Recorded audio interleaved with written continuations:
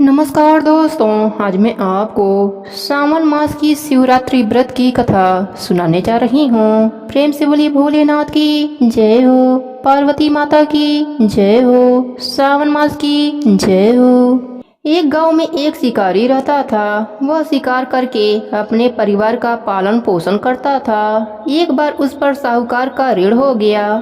ऋण न चुकाने पर सेठ ने उसे शिव मंदिर में बंदी बना लिया। उस दिन शिवरात्रि थी। वह शिव संबंधी बातें ध्यान पूर्वक देखता एवं सुनता रहा। संध्या होने पर सेठ ने उसे अपने पास बुलाया। शिकारी ने अगले दिन ऋण चुकाने का वादा करके सेठ के कैद से छूट गया। जंगल में एक तालाब के किनारे बेल वृक्ष पर शिकार करने के लिए मचान बनाने लगा।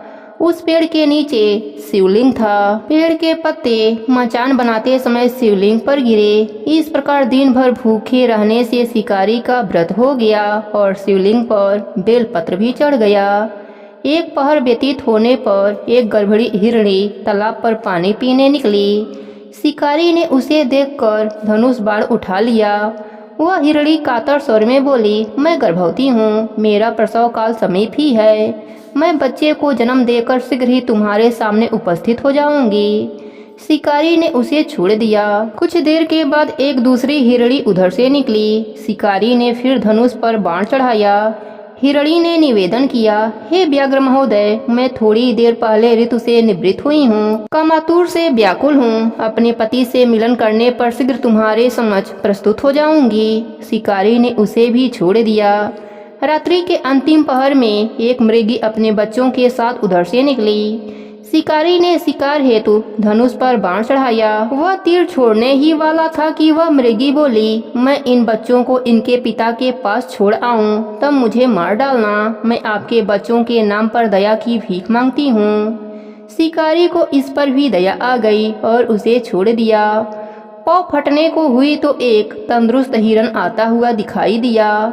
शिकारी उसका शिकार करने के लिए उद्यत हो गया। हिरन बोला, व्याघ्र महोदय, यदि तुमने इससे पहले 3 मृगियों तथा उनके बच्चों को मार दिया हो तो मुझे भी मार दीजिए, ताकि मुझे उनका वियोग न सहना पड़े। मैं उन तीनों का पति हूँ।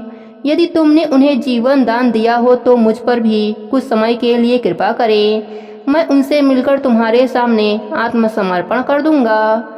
मृग की बात सुनकर रात की सारी घटनाएं उसके दिमाग में घूमने लगीं। उसने मृग को सारी बातें बता दी। उपवास, रात्रि जागरण तथा शिवलिंग पर बेलपत्र चढ़ने से उसे भगवत भक्ति का जागरण हो गया। उसने मृग को भी छोड़ दिया।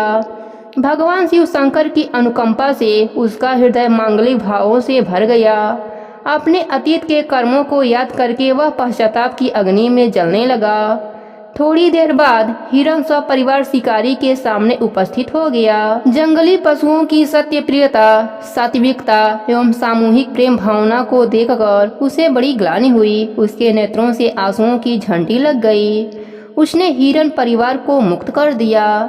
देवता इस घटना को देख रहे थे। उन्होंने आकाश से उस पर पुष्पों की वर्षा करी। शिकारी परिवार सहित मोक्ष को प्राप्त हो गया। हे भोलेनाथ, जैसे आपने शिकारी पर अपनी कृपा करी, वैसे ही अपने सभी भक्तों पर अपनी कृपा बनाए रखना। प्रेम से बोली भोलेनाथ की जय हो, पार्वती माता की जय हो।